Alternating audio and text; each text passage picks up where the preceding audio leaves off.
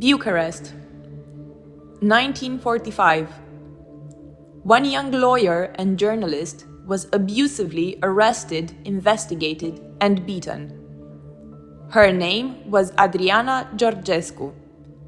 Aged 25, she was the chief of staff of General Rădescu, the last prime minister before the installment of the Soviet-imposed regimes.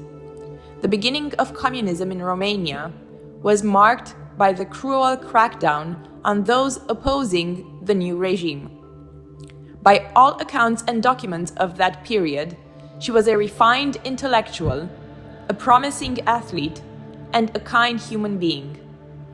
She spent 2 years in communist-ruled penitentiaries, but managed to illegally flee the country on August 2nd, 1948, settling down at first in Paris and later on in Great Britain.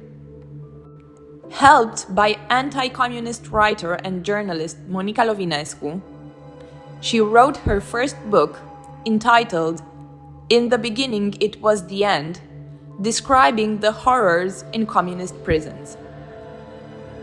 Their mission was to open as many eyes and minds as possible to the hellish reality of communism.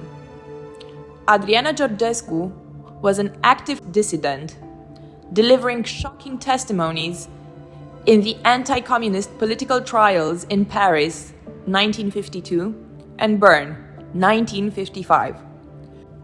Her book contains many details and portraits on prominent communist leaders, but the most striking one is that of Alexandru Nicolski, her fiercest torturer, the Rat Man, as the writer dubbed him.